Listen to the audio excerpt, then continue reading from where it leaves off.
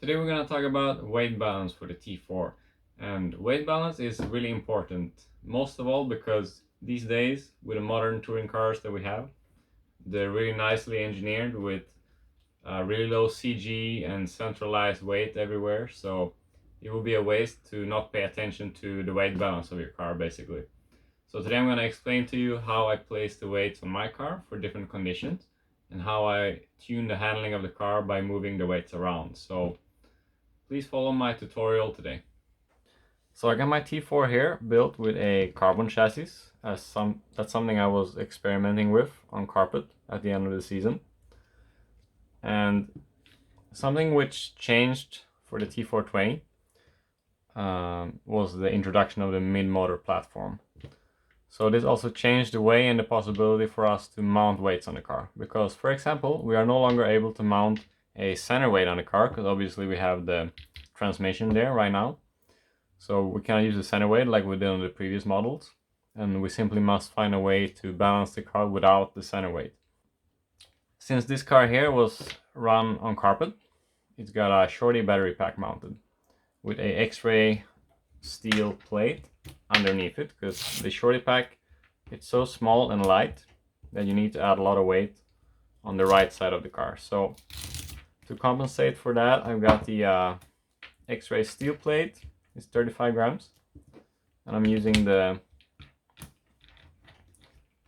specific X-ray adjustable shorty brass battery holders, which are 40 grams each. So we got the shorty pack, the steel plate, the shorty battery holders, which are brass, and I also got the small insert in the chassis here. So there's a lot of weight added on this side to compensate for the shorty pack, but the benefit in handling is really big when you use this pack because the weight is so much lower.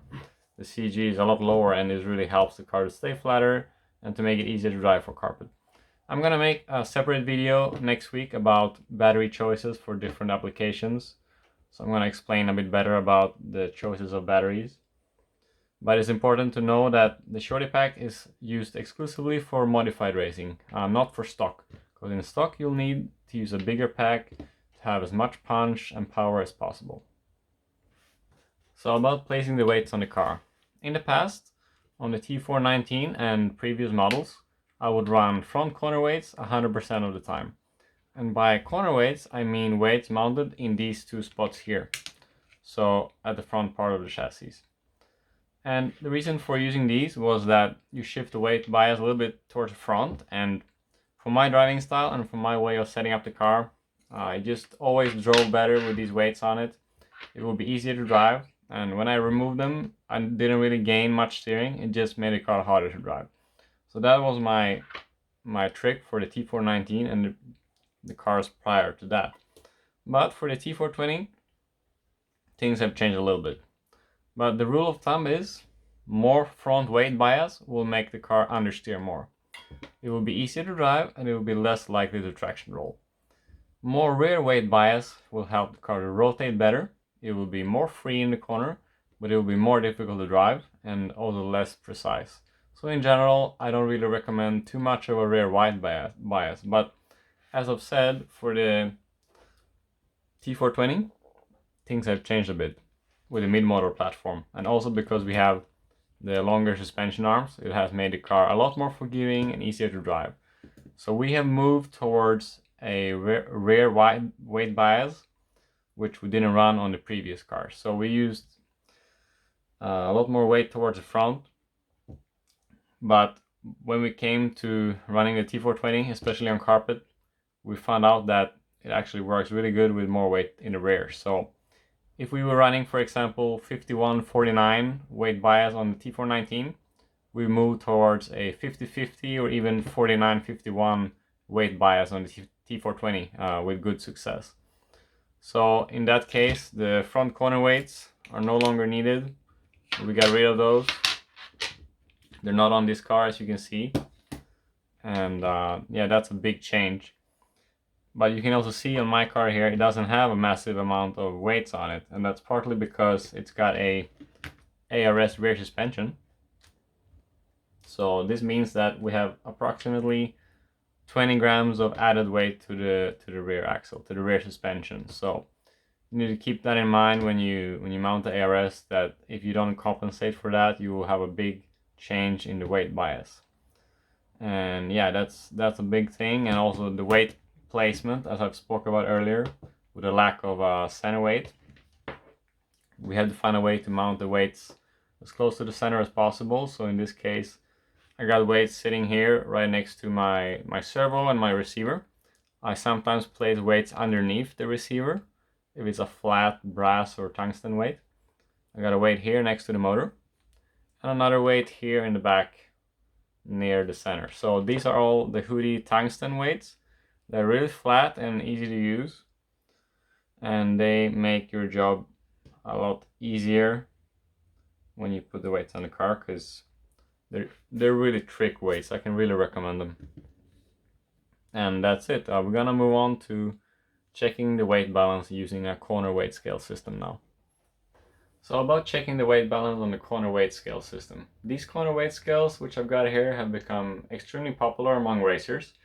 I believe that you should utilize these type of weights with some caution, because I personally find that it can be a great tool to check that the car is straight. For example, if you got a bent chassis or some other mechanical tweak in the car, which you cannot see at first, it will show immediately when you put it on the scales, because the readings as well as the tweak, it will be way off. So the weight balance is greatly affected by the spring preload as well, but it's all related. So if you set your ride height and you tweak your car, you can use the scales to check the front to rear as well as the left to right weight balance pretty precisely, actually. So I'm going to demonstrate on my car right here how to use it and how to check the weight bias.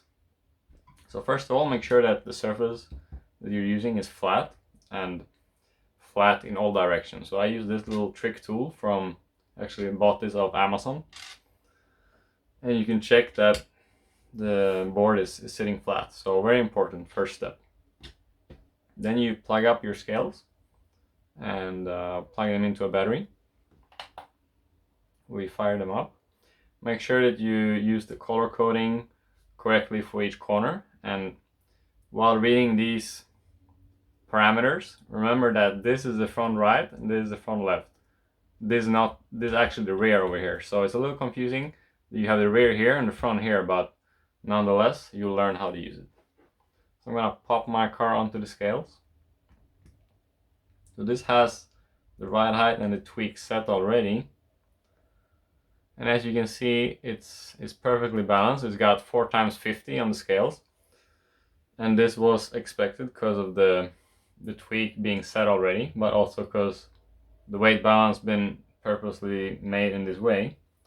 And if the weight balance is slightly off from left to right, like 1 or 2%, don't sweat it. If it tweaks fine, then it's fine. Don't worry if it's 51-49 from left to right or something like that.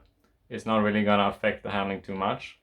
But something that does affect the handling a lot is the front to rear weight balance. So what I was speaking about earlier, about 50-50 or 49-51, etc., that's going to have a huge impact on the handling. So in this case, for the T420 for carpet, I can recommend 50-50 as a good starting point.